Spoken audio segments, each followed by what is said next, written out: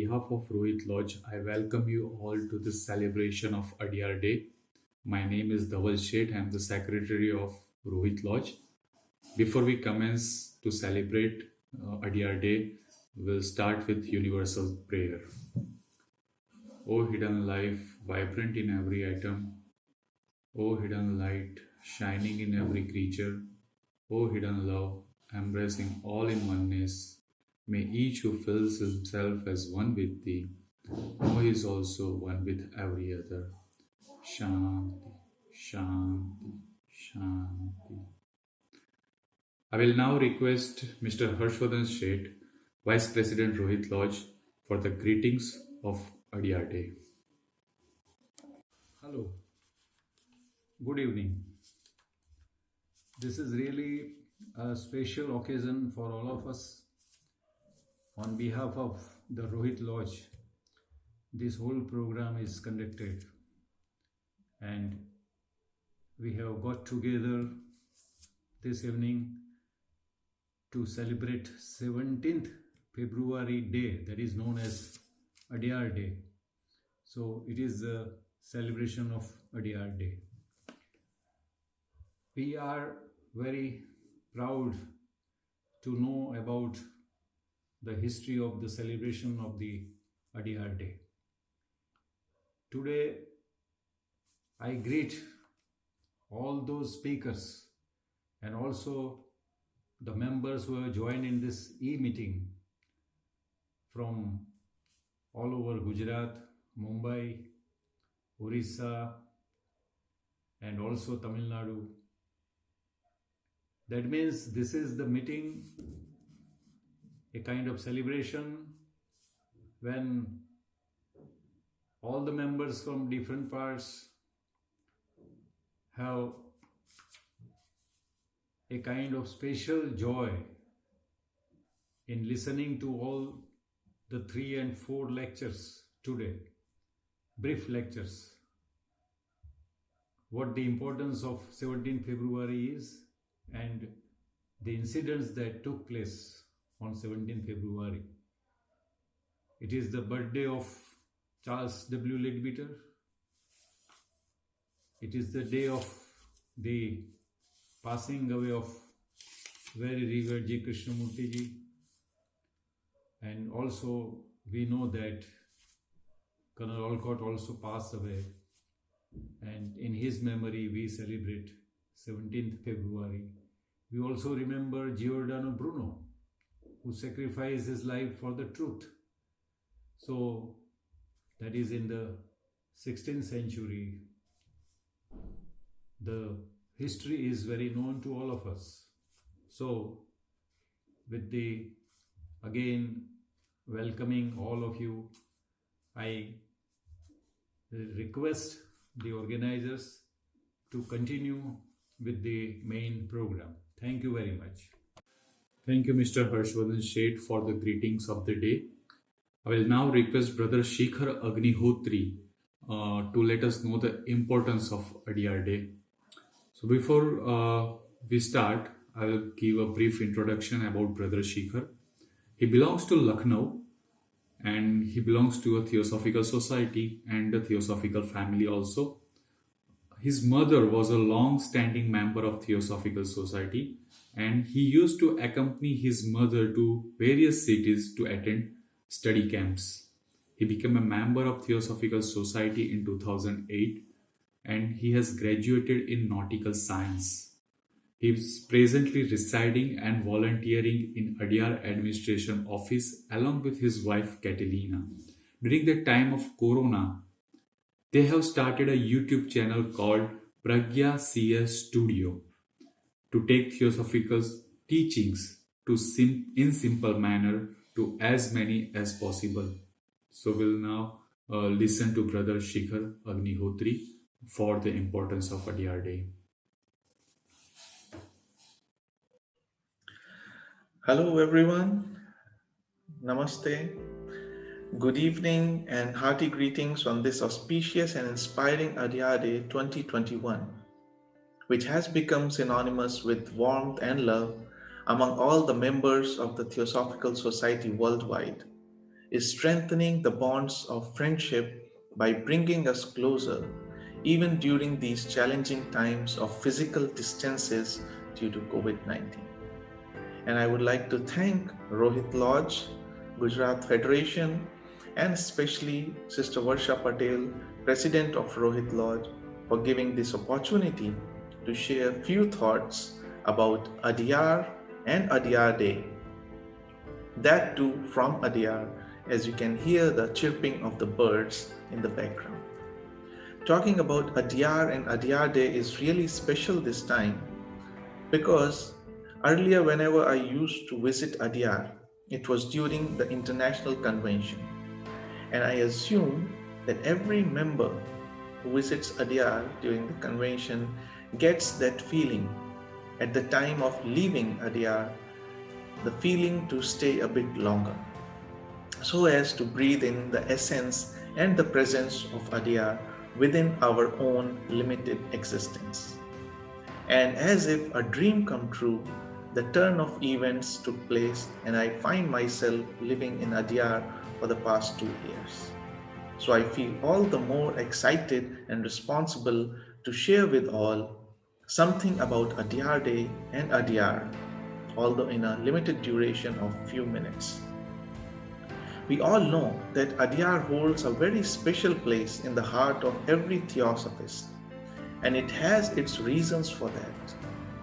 Because physically, it is one of the two great green lungs of the metro city of Chennai, giving out fresh and clean oxygen, and is naturally decorated with the water bodies on its two sides, like Bay of Bengal in the east and the Adyar River in the north. It is really like an oasis for a tired and weary traveler looking for rest, and the host of multitudes of flora and fauna, which includes one of the oldest and largest banyan tree, which has witnessed innumerable significant events over the period of 145 years of the history of the Theosophical Society, and much earlier than that. Not just that, spiritually too, it is an oasis in the desert of materialism for an aspirant or a seeker, which is always inviting, challenging, and inspiring at the same time, and helping one person to turn within. And celebrating Adyar Day is one of the ways to pay our homage to a few great leaders of theosophical movement and to this place called Adyar, which we have inherited from them. But not many of us may know, including myself, that this was not the case from the beginning. Originally, February 17 was known as Olcott Day, the day of Col.Olcott, one of the chief founders of Theosophical Societies, passing in 1907. On this occasion, the members gathered at the place where Colonel Henry Steele Olcott was cremated, offering flowers and words of reverence at the memorial built in his honor. But then how did Olcott Day become Adyar Day? According to an article in the Theosophical Messenger of 1928, the process began with one Mr. Fritz Kunz, husband of the past president Mrs. Dora Kunz. Based on his observations about the state of the things, in his enthusiasm to do something more for this vital center, Adyar, often called the Master's Home, he conceived of the Adyar Fund in 1922 and formed the Adyar Committee to raise funds for Adyar and to help with the construction of the buildings. And this makes the present year to be the centenary year of that Adyar Fund. But the first unofficial Adyar Day was celebrated on 17th February 1923 after the Adyar Fund was conceived. in the United States, with members there raising money to send overseas. That date was chosen because it was not only the day Col.Olcott passed away in 1907, but also the day that Giordano Bruno, a student of Pythagoras, was burned at stake in 1600, and the day Charles W. Leadbeater was born in 1854. And later, either by divine plan for those who believe in it, or sheer coincidence for those materialists who think that everything in this nature is a matter of chance, an eternal link was made between the Theosophical Society Adyar Day and the great world teacher J.Krishnamurti when he left his mortal body on 17th February 1986. However, Annie Besant, the then president of the Theosophical Society, declared 17th February as Adyar Day after a suggestion in 1925 from a French woman named Madame de Monsierle. And in February 1926, to commemorate the first official Adyar Day, a pamphlet was published about Adyar with beautiful pictures, black and white, of the estate. But it would be a mistake on our part to think of Adyar Day as only a fundraising event.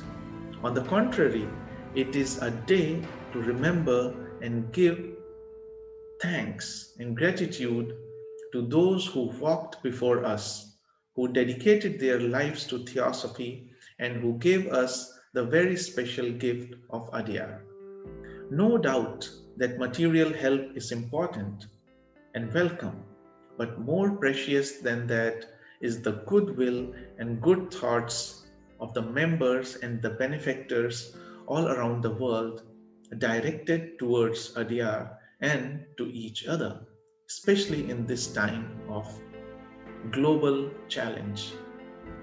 As very rightly J. Krishnamurti said, that it is essential for the individual member and for the society that Adyar as a great spiritual center should be maintained worthy and dignified. The importance of this is so obvious that few can doubt it. Adyar is and always has been a spiritual oasis to which the weary traveler looks for comfort and repose. Though it may not be the privilege of each member in the society to go there from the world of wilderness, yet the mere existence of such a center gives hope and encouragement. With these words, I give rest to my voice and would like to share with you all a small collection of pictures of Adyar. Hope you will cherish it and may it inspire us all to continue our work for the masters and carry the teachings of theosophy to as many as possible in thoughts, in words, and most importantly in actions. Once again, wishing love, health, and happiness to all on this Adyar Day. Thank you. Namaste.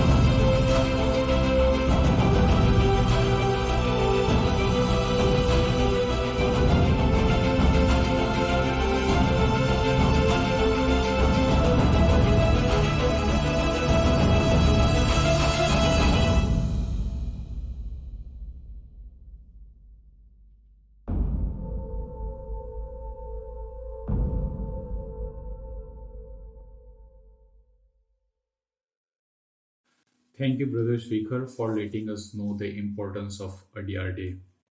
Now, our first tribute is to Giordano Bruno, and it will be given by Catalina. Catalina was born in Bogota, Colombia.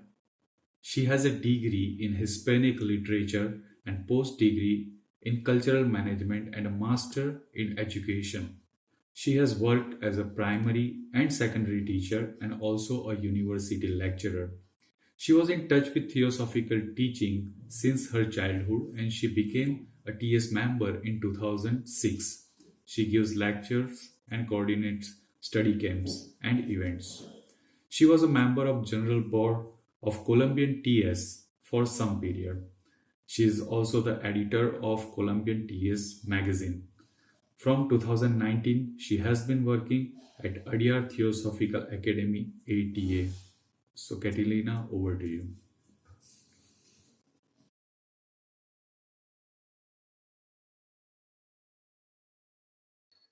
Good evening to everyone.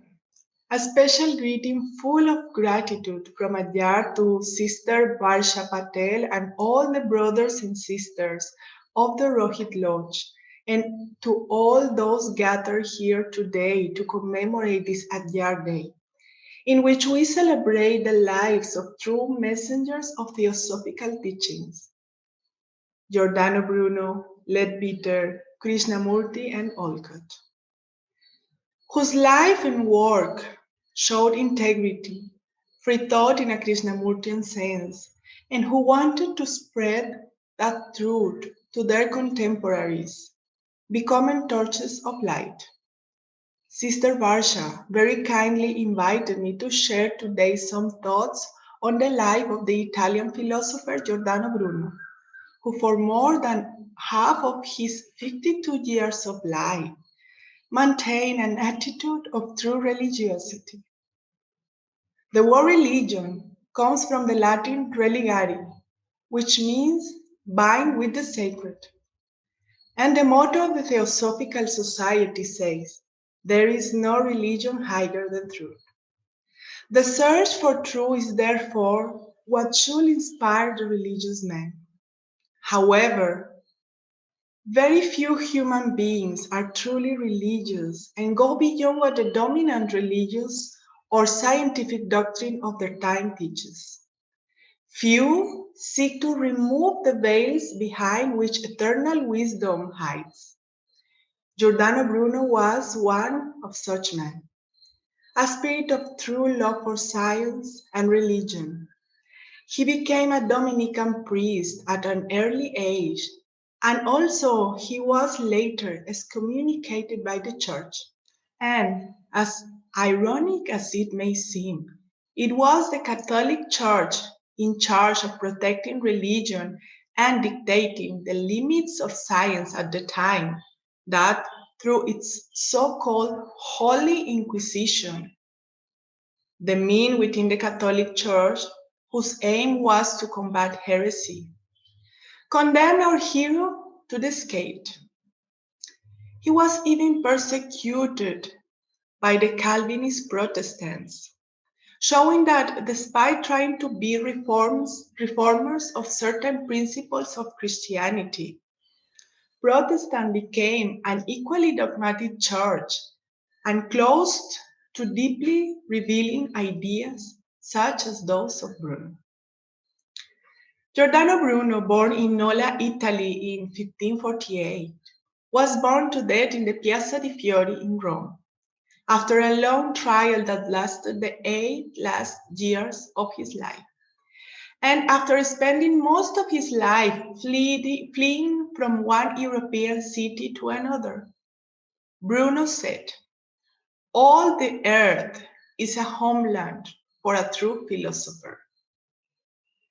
He died on February 17th, 1600, and before dying, he pronounced before his judges the following words: perhaps your fear of passing judgment is greater than my fear of receiving it.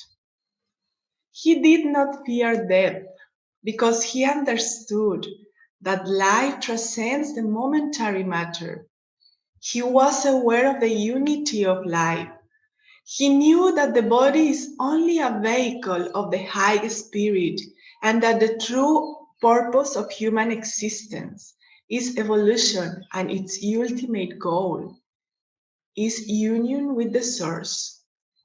Bruno affirmed that the universe is infinite, that God is in all things, that there are innumerable worlds with other forms of life.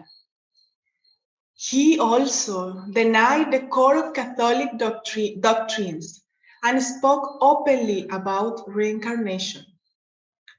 In the volume 1 of Isis Unveiled, HPV says about him, his philosophy, inherited from Pythagoras, expresses similar ideas to those of the Upanishads.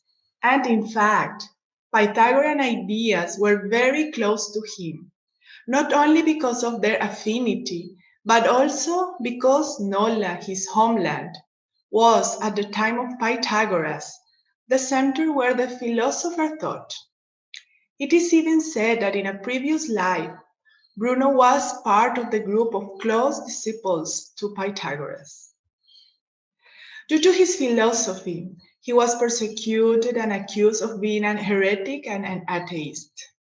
Like the Indian Svabhavikas, Bruno imparted his teachings and expressed his beliefs publicly, and these were opposed to those of his time. And although he often had the favor of kings and scholars, he never had rest, for he never agreed to retract his ideas, to silence his voice and his restless mind. Possessing a profoundly open mind, an eager intellect, a brilliant intelligence, eloquence, and natural disposition for debate, he always questioned and examined in depth all the teachings of his time, espousing the scientific and philosophical backwardness. A really theosophical approach to life. He was an apostle of truth. His life was a living example of that brave declaration of principles of HPV's golden scale. He used to say, fear, falsehood, and baseness are the real evils of life. Only a noble life is useful. Dishonor is worse than death. It stains the life, while death does nothing but break the form. And never, not even when he was asked to attend Mass and reaffirm his faith in the Church in exchange of teaching at the University of Paris, not even during the 8 last years of his life that he spent in a cell while his trial took place, not even during the 8 last days before his death, in which the religious authorities offered him to spare his life if he publicly recanted his statements. Never, never he betrayed his principles and the call of his soul. In his text, we read, there are still ideas which are worth martyrdom. There is still a service which demands the sacrifice of all the world holds dear. And those ideals were the same ideals of the service of the masters for the progress of man. Bruno's path can be compared to that of the Bodhisattva. He embarked on a quest for universal truths, for knowledge of the eternal, and strove throughout his life, not only to defend these truths, but to spread them, to awaken minds. His quest was not for his own benefit, but for the benefit of all, like the Bodhisattva, who seeks not only individual but collective salvation. He was motivated by compassion and commitment to the religion of truth. Bruno identified himself as an awakener of slumbering souls. HPB dedicated fragments of her Isis unveiled and collected writings to explain his ideas. Annie Besant deeply admired Giordano Bruno and wrote extensively about him. She called him the apostle of theosophy. In fact, it is even said that she was Bruno's reincarnation.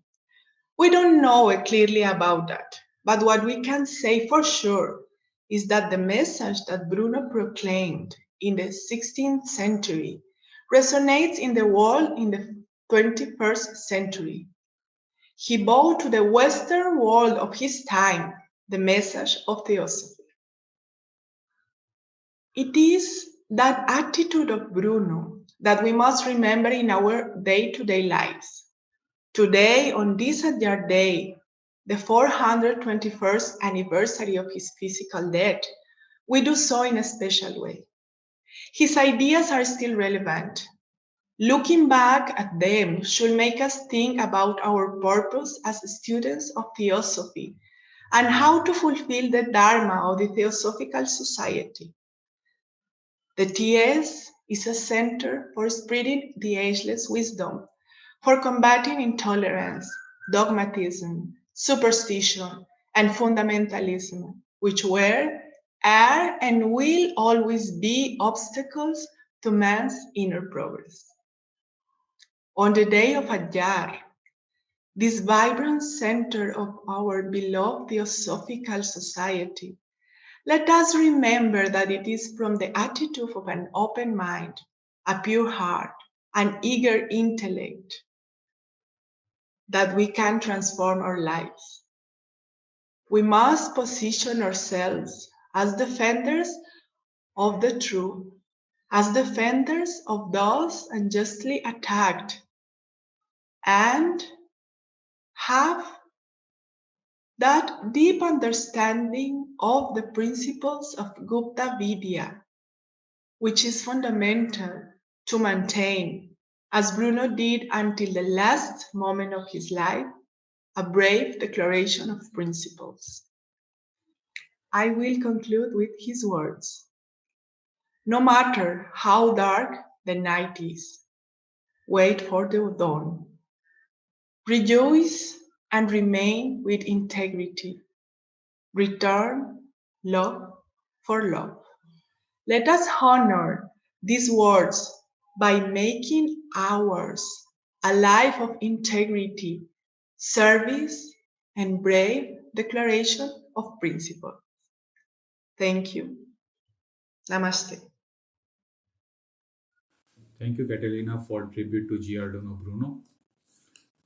Now we'll give tribute to Col.Olcott. I will request Swathi Reddy to give this tribute. Swathi is an MSc and MPhil, and she is now pursuing PhD degree in integrated course of yoga. She is an assistant professor in the Department of Home Science and in Mount Carmel College, and she is a freelancer, yoga instructor, therapist, and consultant. Namaste, everyone. Thank you so much, Rohit Lodge, for giving me this opportunity to talk on Henry Steele Olcott. It is a privilege to be talking about him. Um, he's such an achiever, and he's done so many things in his life in one lifetime. He's such an inspiration for us to follow his path. So he has played different roles in his life, beginning as an agriculture scientist to an author to a personnel in the army to he was also into law and also a co-founder of Theosophical Society, and he also started the first school of agriculture science in New York. So there are many more things that he has done. So let's go into the inner details of what Sir Olcott is all about. So Sir Olcott was born in 1832. He was the co-founder of Theosophical Society. He was born in Orange, New Jersey. Olcott came from an old English Puritan family that had been settled in many generations in the United States. Uh, he was he had gained international he had gained international recognition at the age of 23 for his work on model farm of scientific agriculture in Newark. Declined chair of agriculture in University of Athens offered by Greek government. He's the co-founder of Westchester Farm School near Vernon,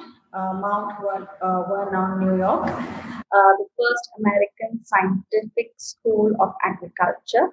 His first book, Sorghum and Impy, became a school textbook and brought him about 25 offers of government botanical mission of Catalina in South Africa. Um, he he became a he took up the directorship of Agriculture Bureau of Washington and managership of two immense properties, all of which he declined. At the age of 26, he toured Europe in the interest of agriculture, and his report was published in American Cyclopedia. He became American correspondent of Mark Lane Express, London, associate agricultural editor between 1858 to 60 in New York Tribune, and published two more books on agriculture. For this public service of agriculture reform, he was awarded two medals of honor and a silver goblet. Interested in spiritual form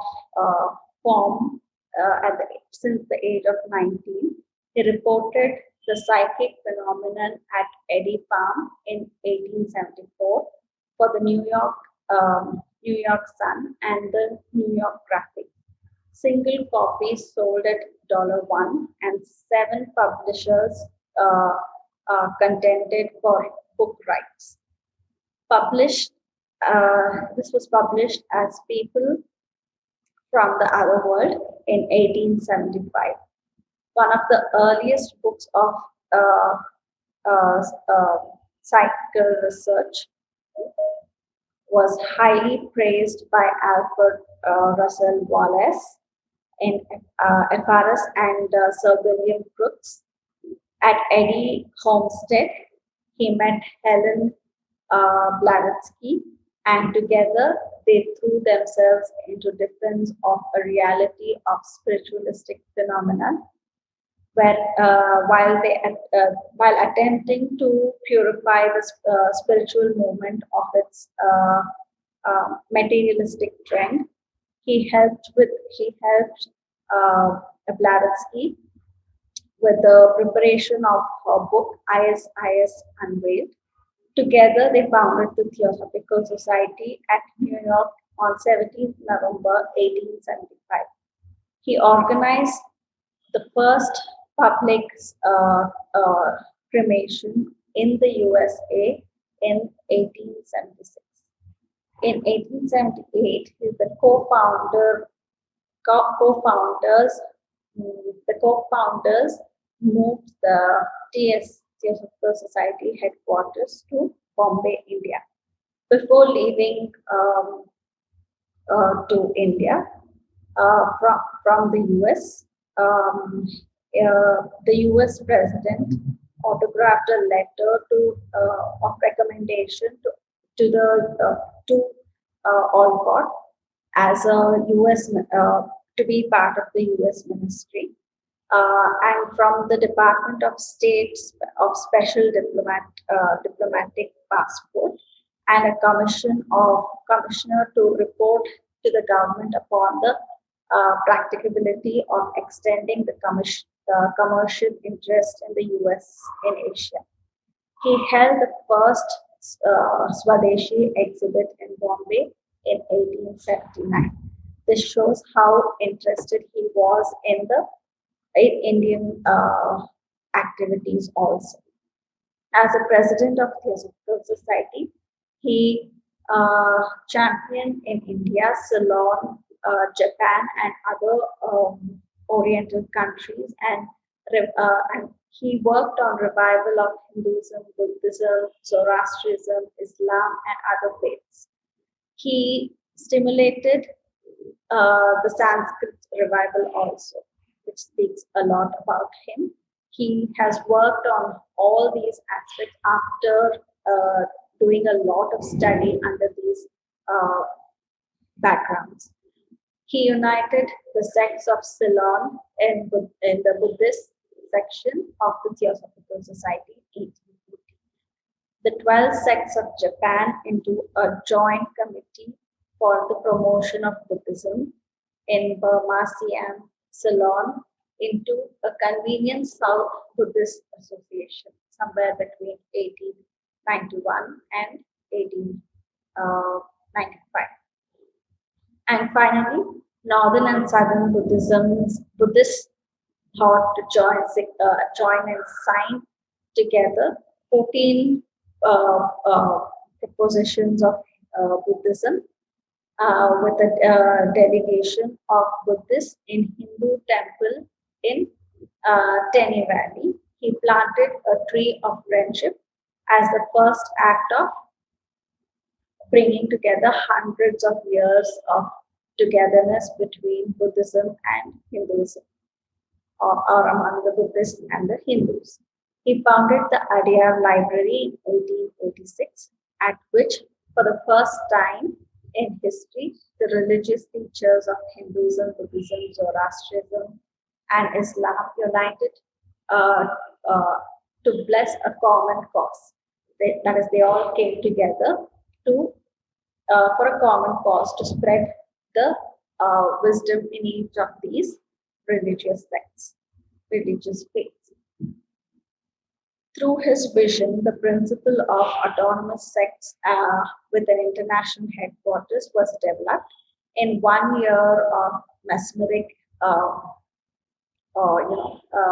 bringing everything together, he treated 6,000 crippled, deaf, dumb, blind, and insane with phenomenal success. He started the Olcott Harijan preschool for the education of outcasts of India, because back then all these outcasts and low caste people, the differentiation was a lot. So therefore, he brought about a school to bring in education for the less privileged or underprivileged. Throughout India, he found his Hindu schools, Boys Aryan League, and libraries, and sponsored and published Aryan Bala Bodhini for Hindu boys. In Ceylon, he established schools for Buddhist children. His he secured for Ceylon Buddhists freedom from religious persecution and declared um, Vesak as a public holiday. He sponsored an informal conference in 1891 on the possibility of Women's National Society of India. He planned the Institute of Technological Education for the Maharaja of Baroda. He lectured and traveled for the Theosophical Society to thousands of states and countries, and yearly he landed in different parts of the world. He was made honorable member of many famous clubs and learned societies. He received an official blessing of Pope Pio IX. He was blessed by the Buddhist highest priest of Ceylon, Burma, Siam, and Japan for his work for Buddhism, which he accepted humbly and was adopted into the Brahmin caste of distinguished services of Hinduism. He has done a lot more things for Theosophical Society. He's an author for so many books in the Theosophical Society, or if you already know it, and you must have also read a lot of those books. So he has played so many different roles in his life, and he has been so inspiring throughout his life. There is so much that we can learn from him, and these are just small things that these are just highlighted main things that I projected and I told in this talk, just small things. But there are so many more things that he has done, and he was offered so many big roles in the US for his work, and he declined everything and came, worked for the Theosophical Society, worked for the betterment of every religious, every faith, and he worked for the imbalance in the society. He brought about balance among the human community, where there was, a lot of people were not treated equally. He made sure that he put in some effort from his end to bring about equality. He has helped a lot of underprivileged people by starting schools, and he has been extremely knowledgeable since his younger days, and he has come up with such bright colors, with varied interests in his life, be it the American army or the law or the agriculture, starting institutions, or writing books. He has been in everything that he touched upon in his life. He has been so methodical and so successful in whatever he has done. This is a real great inspiration from him, and I'm sure there is a lot more that we can talk about him. We can keep going on, but yes, I have a time limit, and I have to stop. So I would like to stop here, and I would thank Varsha ji for giving me this opportunity to talk a little about um, um, about Alcott. Thank you so much. Thank you, Swathi, for tribute to Col.Olcott. Now we'll give tribute to J. Krishnamurti, and I request Ms. Swatisikha to give this tribute. Swatisikha is a young theosophist from Pythagoras Youth Lodge, Bhubaneswar. She became a member of Theosophical Society in 2009.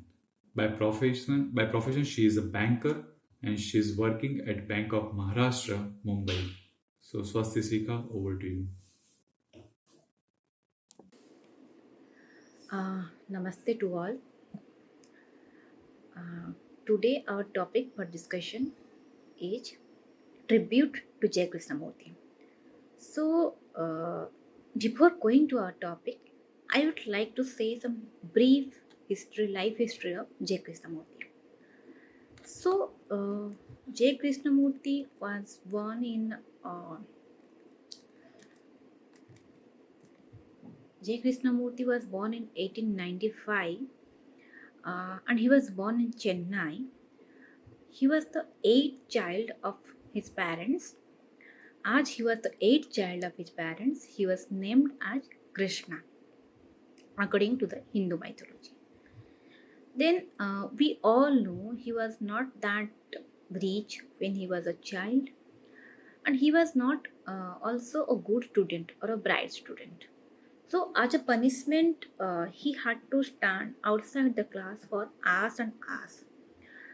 But what he was doing, he was observing nature, and he was so much involved in observing that he never realized that he had already spent long hours.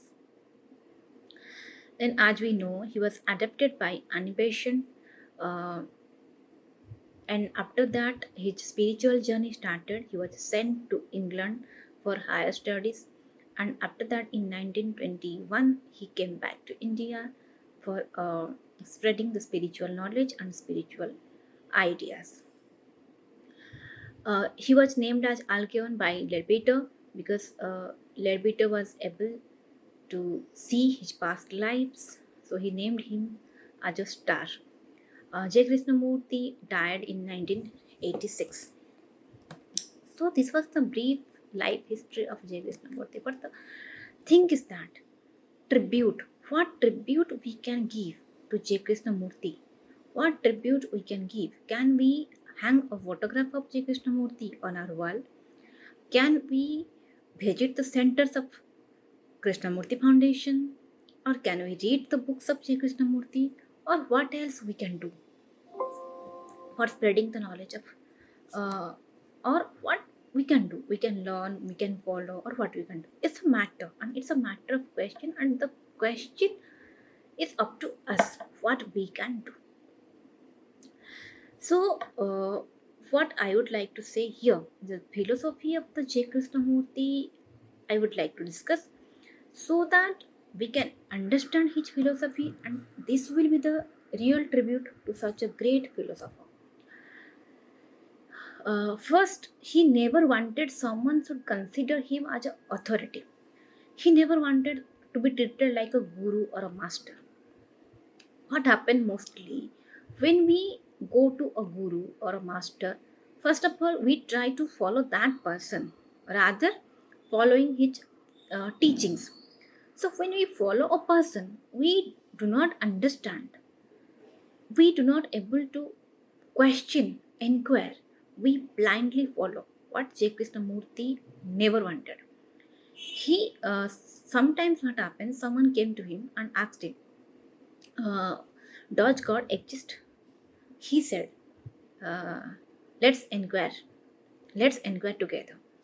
He never said, yes, God exists, or no, God does not exist. He told, if I will tell you God exists or God does not exist, then you will find me, you will follow me, uh, and you will never try to search it from within. If you don't know really God exists or not, if I will tell you God exists or God does not exist, then you will follow me blindly, which should not be done. You should inquire, you should know, you should observe, because you are the person who can only help you in the path of spiritual enlightenment or spiritual progress.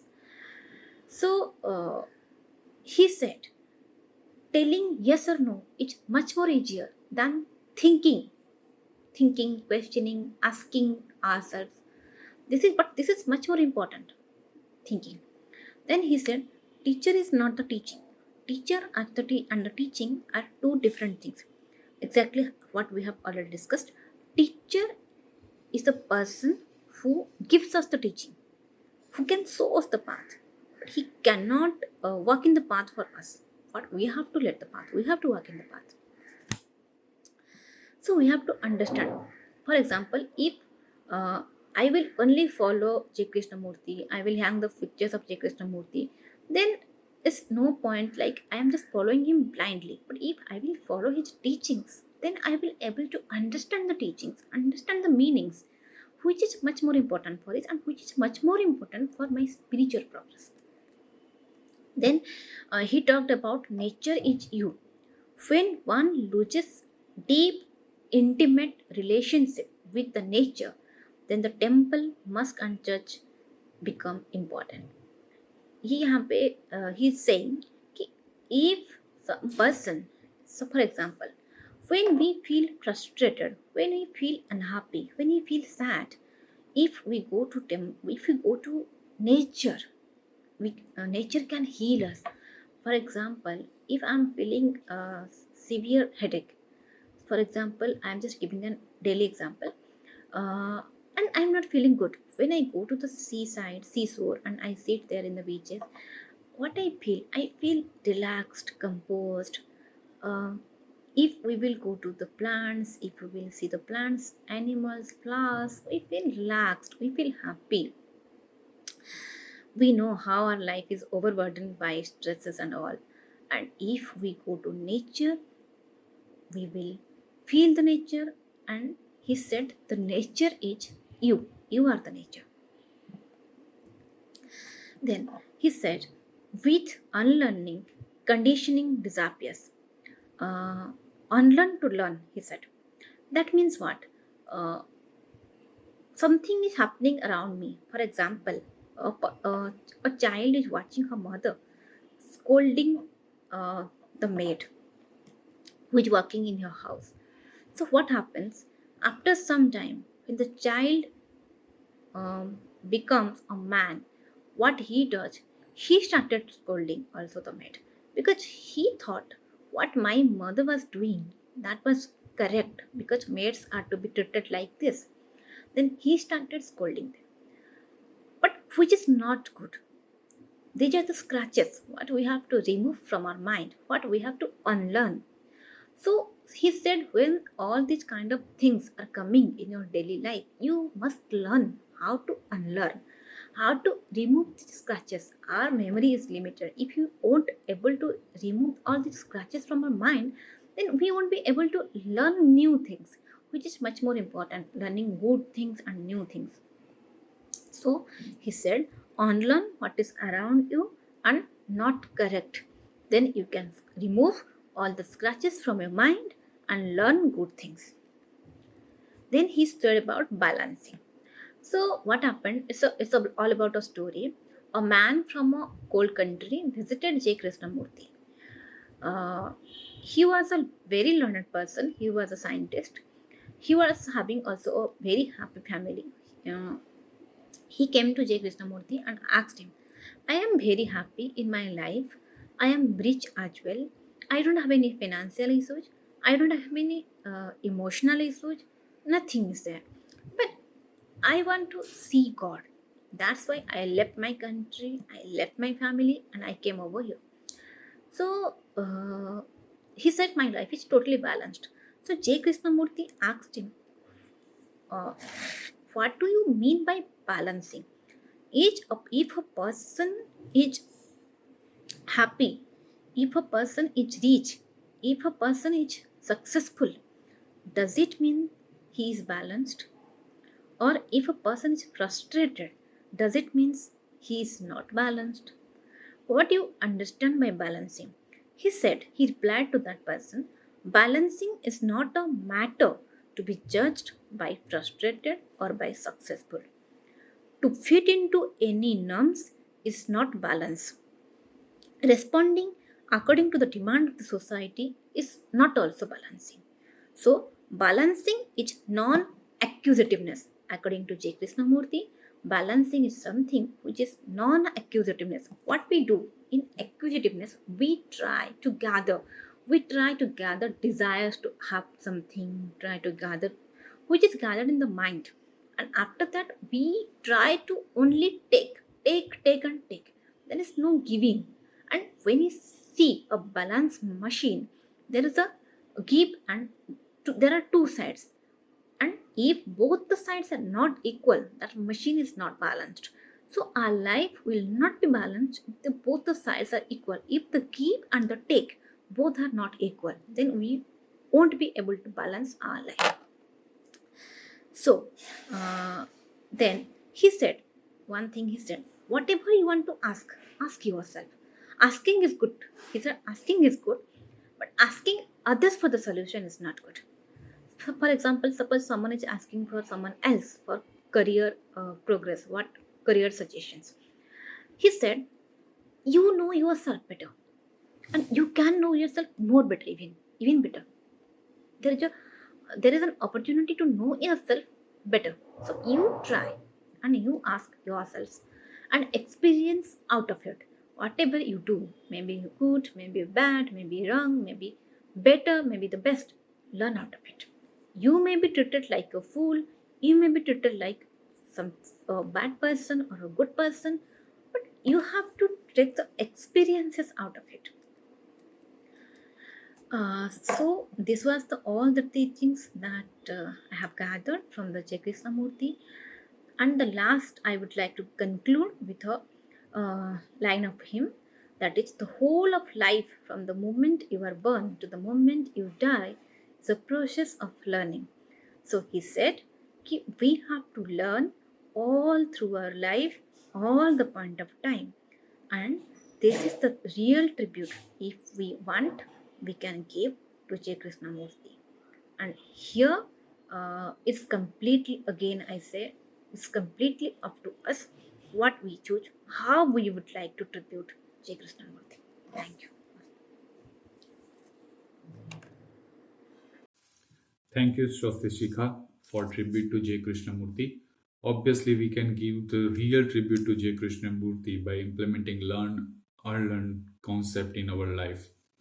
Now, our next tribute is to C.W. Leadbeater, and it will be given by Varsha Patel. Dr. Varsha Patel needs no introduction, but still I will give a brief intro about her. She's an assistant professor in Government College Ahmedabad and she teaches economics. She joined TS in 2004 and currently she is the president of Rohit Lodge. So Varsha will give tribute to C.W. Leadbeater. सभी को adhere day की खूब खूब शुभकामनाएं। आज मैं बात करूंगी बिशप चार्ल्स लेडबीटर सर के बारे में। लेडबीटर सर का जन्म 17 फरवरी 1847 में इंग्लैंड में हुआ था। थियोसॉफिकल सोसाइटी में जैसे मैडम लेविट्स्की और कर्नल ऑलकॉट सह अध्यायी थे, वैसे ही थियोसॉफिकल सोसाइटी में लेडबीटर सर और डॉक्टर एनी बेसेंट सह अध्यायी थी। खास करके उन्होंने ऑकल्ट जो है ऑकल्टिज्म है इसके बारे में एनी बेसेंट और W.C. लेडबीटर सर ने खूब रिसर्च किया था और इस विषय पर बहुत सारी उन्होंने बुक्स भी लिखी है। लेडबीटर सर वफादारी, सहनशीलता, कार्य पद्धति, चिवटता और प्रेम इत्यादि गुणों के धनी थे। वो एक गूढ़ तत्वज्ञानी और आध्यात्मवादी भी थे। अपनी विचार शक्ति के द्वारा उन्होंने बहुत सारे जीवात्माओं को अपने कार्यकाल में मदद भी की थी। 1878 में लेडबीटर सर चर्च के पादरी बने थे।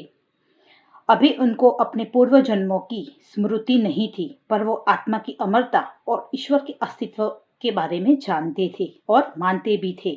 जब बिशप ने AP सीनेट का द ऑकल्ट वर्ल्ड पुस्तक पढ़ा, तब इसे पढ़ते ही वो थियोसॉफी की ओर आकर्षित हुए। उन्होंने 21 नवंबर 1883 में थियोसॉफिकल सोसाइटी में प्रवेश लिया। बाद में मैडम लेविट्स्की की अद्भुत सिद्धियों से आकर्षित होकर वो भारत जाने के लिए तैयार भी हुए और बाद में मास्टर KH के आज्ञा से वो अडियार भी आए और मास्टर KH के आशीर्वाद प्राप्त किए और उन्होंने ये आशीर्वाद प्राप्त किए थे कि आप स्वतंत्रता, प्रकाश और आनंद के माध्यम बनेंगे, और सही कहे तो वो बने भी। शुरुआत में अडियार में कर्नल ऑलकॉट ने इनको रिकॉर्डिंग सेक्रेटरी, साथ में ऑफिस के जो रूम्स है इसकी साफ सफाई के, कवर पे एड्रेस टैग को लिखना जैसे छोटे मोटे कार्य दिए थे। इनका जो रूटीन खाना था वो गेहूं, दूध और केले थे। पैसों की कमी के कारण वो अडियार में खूब करकसर से रहते थे। जब कर्नल ऑलकॉट ने कोलंबो गए तब इनके साथ वो लेडबीटर सर को भी ले गए थे। लेडबीटर सर ने वहाँ पे बुद्ध धर्म की दीक्षा भी ली थी और वो भी साधु सुमंगला के हाथ। बाद में कुंडली की प्रक्रिया में मास्टर KH की सहाय से उन्होंने कुंडली की शक्ति को जगा के दिव्य दृष्टि भी प्राप्त की थी और इन्हीं दिव्य दृष्टि की मदद से उन्होंने एनी बेसेंट के साथ बहुत सारा ऑकल्ट वर्ल्ड में खूब रिसर्च भी किया था। और इन्हीं दिव्य दृष्टि की मदद से उन्होंने जब वो सिलोन गए थे तब उन्होंने पूर्व जन्म के जो इनका बड़ा ब्रदर था, जो इस जन्म में इनके भाई C. जिंद्रा दास के रूप में उन्होंने ढूंढ निकाला था। 1892 में अस्ट्रल प्लेन की खोज एवं रिसर्च अपने दिव्य दृष्टि से उन्होंने की थी और इस विषय पर लंदन लॉज में बहुत सारे अभ्यास वर्ग भी उन्होंने लिए थे। बाद में लंदन लॉज ने द एस्ट्रल प्लेन करके बुक प्रिंट करवाई थी और आज बहुत सारे स्कॉलर्स इस बुक को पढ़ के इस पर रिसर्च भी कर रहे हैं। 1894 में लेडबीटर सर डॉक्टर एनी बेसेंट के संपर्क में आए थे और ऑकल्ट की और दोनों ने साथ में मिलकर खोजबीन शुरू की थी, जो बाद में इनकी खोज का परिणाम देवाचन प्लेन, स्वर्गलोक, स्वप्न सृष्टि, इनविजिबल हेल्पर्स, ख्रिस्ती धर्म, दृश्य और अदृश्य, मृत्यु की आर पार, विचार के रूप जैसे कई पुस्तकें उन्होंने प्रकाशित की थी, जो इनकी दिव्य दृष्टि की मदद से की गई ऑकल्ट वर्ल्ड में एक खोज है।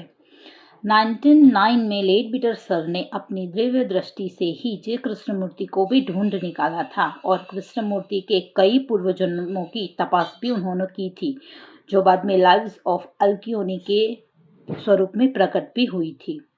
1914 से 1925 तक वो ऑस्ट्रेलिया के सिडनी शहर में रहे थे और वहाँ पे उन्होंने थियोसॉफी को, फ्रीमैसनरी, लिबरल कैथोलिक चर्च जैसे स्पिरिचुअल एक्टिविटीज को डेवलप की थी। इन सब के दौरान बिशप लेडबीटर बहुत सारी मुसीबतों से गुजरे थे, लेकिन वो बताते थे कि जब कोई मनुष्य अपना जीवन मास्टर्स को समर्पित करता है तब दुखदायी कर्मों का सामना करना ही पड़ता है, और जब तक मनुष्य यानी कि शिष्य के सारे कर्म का जो लेखा जोखा है वो पूरा नहीं होता, तब तक कोई भी शिष्य या मनुष्य अपने आप को संपूर्ण रूप से ईश्वर की योजना में समर्पित नहीं कर सकता है। इसीलिए वो हमेशा खुश मिजाज में रहते थे और दो बातें वो हमेशा बताते थे, जैसे कि number 1, this will be pass away, यानी कि ये परिस्थिति भी चली जाएगी, एंड नंबर 2, ज्यादातर बातों में चिंता करने का कोई कारण नहीं होता है, बल्कि वो बताते थे कि दुख, धीरज, नम्रता, हिम्मत मनुष्य को नया अनुभव प्रदान करता है। इसीलिए दुख से घबराना नहीं चाहिए, बल्कि आनंद के साथ इसका सामना करना चाहिए। अंततः 1 मार्च 1934 को पूर्णिमा के दिन उन्होंने अपने नश्वर शरीर का त्याग किया था। इनका पूरा जीवन मानव जाति और थियोसॉफिकल सोसाइटी के कार्यों को समर्पित था। धन्यवाद। Thank you, Varsha, for giving tribute to C.W. Leadbeater. So with this, I thank Brother Shikhar, Catalina, Swathi, Swatisikha, and Varsha for their respective tribute. Now to give the concluding remarks, I'll request Mr. Harshvardhan Sheth to have the conclusion. Harshvardhan Sheth is the ex-president of Rohit Lodge. He is an ex-vice president of Gujarat Theosophical Federation and ex-national lecturer. Currently, he is the vice president of Rohit Lodge and also the editor of Gujarati monthly magazine Theosophical Jyoti. So he will conclude this Adyar celebration. Again, I am here to greet and also to express my gratitudes towards our leaders. On 17th February, the whole world, wherever the Theosophical Society is spread, the people celebrate, the members rejoice, they feel proud to be Theosophists. So, Adyar Day also reminds us to be true Theosophists. Secondly, we donate something. We give something to feel that we are with Adyar. Adyar is a wonderful place, very beautiful place. Flora and fauna of different kinds, different species attract us. Any unknown person who enters this premises would feel at home. Any person who is tired of all the worldly hurries and worries would feel solace, serenity in Adyar. So we all know the real importance of Adyar, and therefore we must nurture, we must take care of this beautiful environment. We should see that it should never lose its importance. The natural beauty is there, and with our behavior,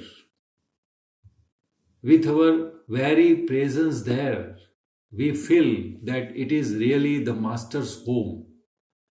And this Master's home is really a wonderful place. We know that this city of Madras, Chennai, earlier known as Madras, but now Chennai, as all the different kinds of hustle and bustle, and there is no peace. What would one like to say like this? But whenever any person who enters the premises of Adyar would feel peace. So this is its importance. The next important thing is about our leaders. We really remember Charles W. Leadbeater, who contributed to the Theosophical Society in a different way. Due to his clairvoyant activity, he could find out the world-known teacher, that is J.Krishnamurti. Because of his efforts and because of the real care of Dr. Besant, we are in the particular way that we can say very proudly that J. Krishnamurti was found here in Adyar. So it is not a coincidence. Of course, we can say that. But when we celebrate Adyar Day, we remember J. Krishnamurti, the way that he was found out, the way he was given the training, and the way he was declared as the world guru, the world teacher. And of course, he denied everything. For him, the truth is the pathless land. And he didn't want to be the guru or the teacher of anyone. He showed the way of Buddha. And in his preaching, we know that we have to find out our own self. So his teaching is really unique. And we remember him on this particular day especially. And really, we are very proud to remember him every time. Then we also know about the sacrifice of Giordano Bruno. In 1600, he was burnt at stake. Why? Because he showed the whole world the real way, the way of truthfulness, the way to godliness, and what we have to do as a person, as an individual, that we have to come out of our darkness and we have to see the light. We have to feel the light of love, the light of truth, the light of sacrifice. And that is the work that was done by Giordano Bruno. He told everyone to get rid of all those misbeliefs, blind faiths, superstitions, and everything. And therefore, the people at that time or during his period, his ideology or his thinking was denied, and he was considered to be a person of guilt. So what he sacrificed was also a remarkable matter of history. So on Adyar Day, we remember Giordano Bruno, and it is rightly said in the theosophical literature that again Giordano Bruno was born as Dr. Annie Besant. And we have also to remember Dr. Besant in this way. And especially this Adyar Day was earlier known as Col.Olcott Day, because he lived this mundane world. He passed away, and in his memory we celebrate this 17th February as the Olcott Day earlier. Then we know the history that was delineated earlier by other speaker, that this particular day was declared as Adyar Day. We know that Theosophical Society not only works for the particular learning, particular principle of brotherhood or particular principle of study, philosophy and everything, but also providing education to the poor people, providing education in such a way that the pupils or the students, those who study there, would get the real education without paying high charges or high fees. So when we donate on this day, certain part of the donation is also spent after the school's expenses. So thus we celebrate in this way, and we also send our donation on the Adyar day.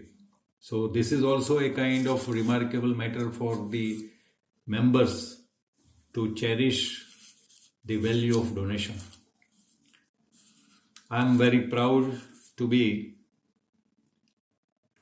the theosophist in the way that I could study those particular things which lead us on the way to the liberation, on the way to the light, on the way of the real happiness, on the way to be real human beings.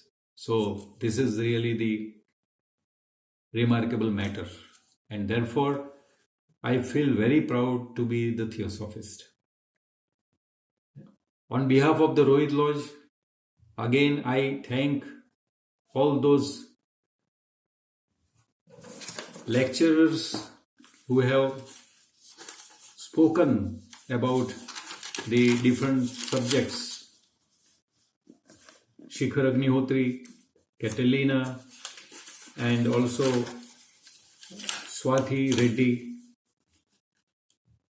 Swatisikha also, and Varsha, Patel.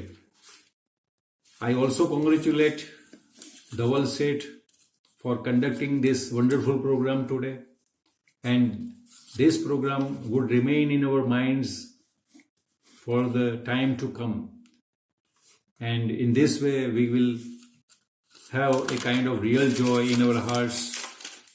Those who have joined today and those who have listened to us, at least 37 members were there. So with this e-meeting, a kind of special meeting when you have all heard our speakers, it is really nice thing. So on behalf of all of you, I thank them, I welcome them, and I again request that in the future also, if such programs are there, we would surely participate, and we would have a kind of special understanding that we encourage all those our newcomers also. So this is also a kind of special importance, because now the time has come that we have a kind of platform from where we can share our ideas and thoughts. So with these words, I conclude here. Again, I thank all of you and wishing you the healthy and wonderful life, the life of study, and also the best worldly affairs which are really fruitful and resourceful. Thank you very much. Namaste.